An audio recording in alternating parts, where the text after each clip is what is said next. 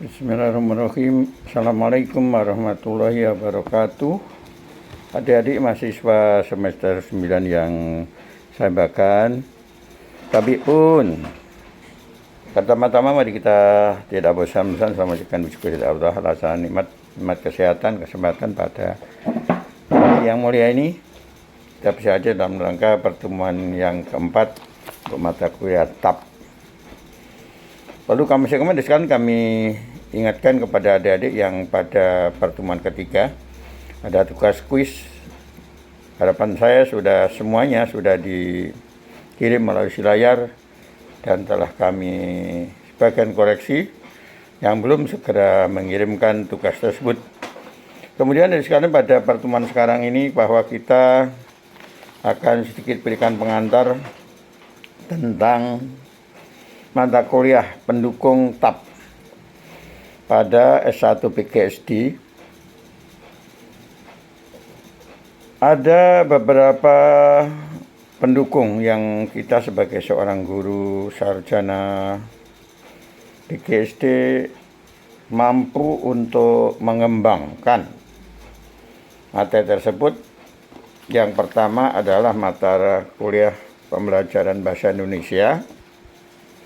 Kemudian materi pembelajaran IPA di SD, materi pembelajaran IPS di SD, materi pembelajaran matematika di SD, kemudian materi pembelajaran PKN di SD, dan pendidikan anak di SD. Nah, itu merupakan pendukung daripada materi pembelajaran TAP. Nah, untuk pada saat ini Bapak ingin antar materi terkait dengan karakteristik pembelajaran bahasa Indonesia. Kita seorang guru kelas di SD harus mampu bagaimana untuk melaksanakan kegiatan pembelajaran mata bahasa Indonesia. Nah, setelah kita tahu tentang kasus-kasus pembelajaran yang telah kita teliti, maka pembelajaran bahasa Indonesia ini sangat fondasi utama dalam rangka untuk pembelajaran yang lain. Maka dalam rangka pelaksanaan sebaiknya dilakukan cara terpadu. Misalnya belajar melalui antara mendengarkan menggunakan panca indera dengar, kemudian menulis, kemudian diskusi. Jadi mendengarkan, kemudian tulis, diskusi. Atau yang berikutnya bisa lakukan dengan mendengarkan, bercakap-cakap, membaca.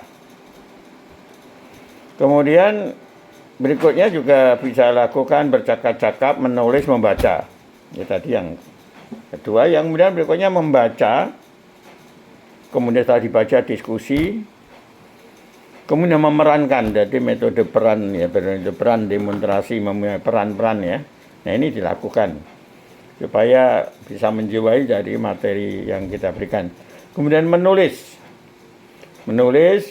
yang rutin dilakukan, buat laporan, buat karya tulis, menulis ya, buat karya tulis atau tulisan, kemudian dilaporkan, kemudian dibahas. Nah, itu yang karakteristik bahasa Indonesia di SD yang perlu kita analisis, kemudian kita refleksikan bagaimana hasil berhasil kemalaman yang telah kita peroleh dari pemecahan masalah bisa kita lakukan. Nah, kemudian selanjutnya pembelajaran bahasa Indonesia di SD itu ada pembelajaran sastra Indonesia di kelas ya. Rendah, jadi kelas rendah itu kelas 1 sampai 3 itu kelas rendah. Nah, pelaksanaannya dipadukan atau dikaitkan dengan mata pelajaran yang lain ya, pelajaran terpadu yaitu misalnya IPA, IPS, dan matematika. Itu untuk memudahkan kita memahamkan tentang materi yang kita ajarkan. Kemudian dari berbagai pendapat para ahli, rambu-rambu pembelajaran bahasa Indonesia dapat disimpulkan di kelas-kelas awal memang pokok itu ya. Kalau dari kelas rendahnya itu bagus ya, insya Allah berikutnya akan dimudahkan karena modal dasarnya adalah bahasa Indonesia. Kemudian harus mempertimbangkan asas kekaitan atau keterpaduan sebagai pendekatan pembelajaran sesuai dengan perkembangan anak kita. Kita punya ilmu didaktik metodik, punya ilmu mendidik, punya ilmu inilah yang kita harus kemudian perkembangan anak secara sekolah yang holistik, pendekatan belajar secara terpadu. Nah, ini yang perlu kita laksanakan.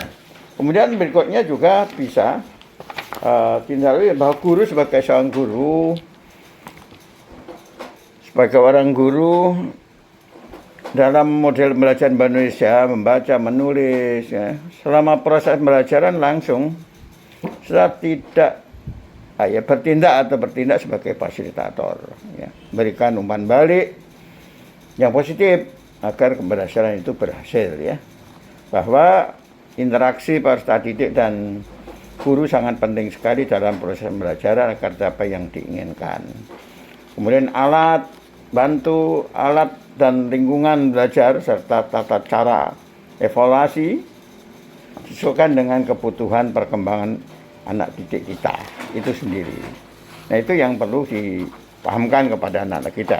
Kemudian karakter pembelajaran yang lain, pembelajaran materi pendukung TAP adalah pembelajaran matematika.